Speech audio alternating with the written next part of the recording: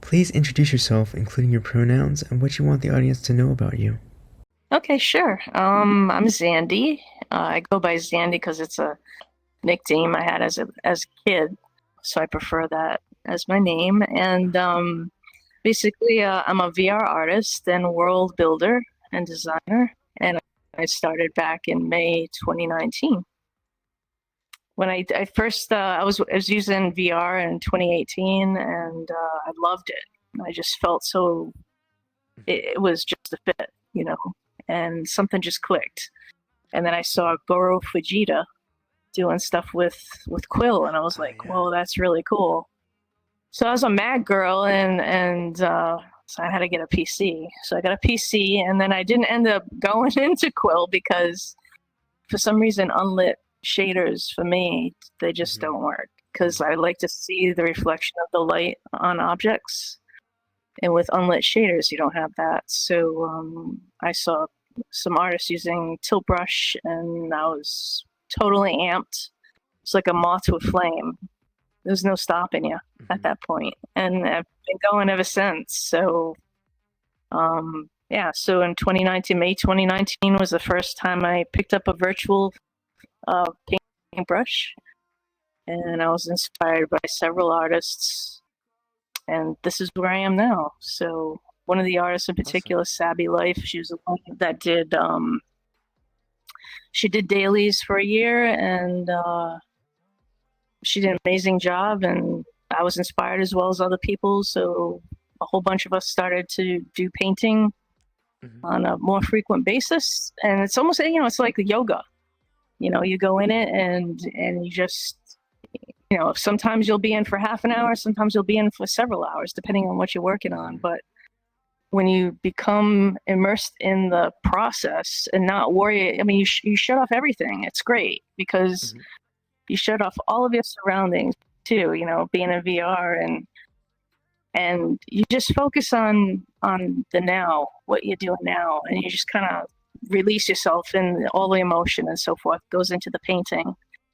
So I started in January 2020. I started doing daily painting. So I do one painting a day. And I've been doing that for 4 years now. So this is my 4th year. And I took 2.5 weeks off, only because social media, I'm not a fan of social media personally. And I post to keep myself accountable. So it's kind of like, if you had to go to the gym, for example, Right. you go to the gym, you have a workout partner, they're going to hold you accountable, right? So it's kind of the same thing. If I don't post, I'm not going to hold myself accountable to do it daily. So it has nothing to do with competition. This is my own personal journey. And so to make myself accountable, I publish daily. Next year, I'm only going to be doing it probably once or twice a week, but I'll still be doing my dailies at home, because social media, after a while, it gets to be too much. So I will be backing off on social media, but I'm not going to be backing off on painting. When there are things like themes, it makes it easier. So I encourage anyone who sees like Inktober or Sculptober, and they're into art and they want to try VR art, is to try and get involved in those, and try it for 30 days and see how you feel. Because the themes actually, when the themes come, it's a relief for me, because I don't have to think about what to paint. What advice do you have for new world builders? Don't copy somebody else, and because a world is popular, try and still make it something that represents you, not somebody else. Because I think what happens with world builders too, and not just world builders, but it happens in the art world and so forth, is prime example were the apes, right? So like they came out, and then everybody's doing apes. Oh, yeah. Instead of staying true to your own, like, you should be the trendsetter. Try and stay true to your own style and your own interests, and create something that you think that not only would you like, but other people would like too. I think it's really important to stay true and authentic as to who you are, and show that in your worlds or your art or whatever you decide to do. How can we stay updated on what you're creating? Instagram, I'll post things there. I'm also on Twitter, on X, and so they can find out there. My store is the Unique VR Art Boutique, or you can look up just ZandyXR and you'll see it. And that's where I have two clothing lines. One's called the Artisan Collection, and one is the Casual Collection. The Artisan Collection is very raw VR patterns that I've taken from my artwork. So I don't alter those at all.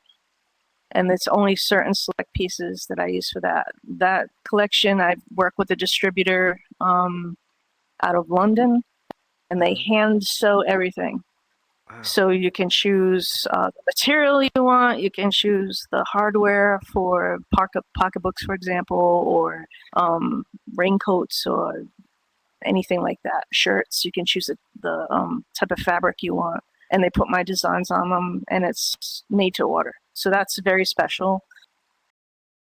As our interview comes to a close, what words do you want to leave the audience with?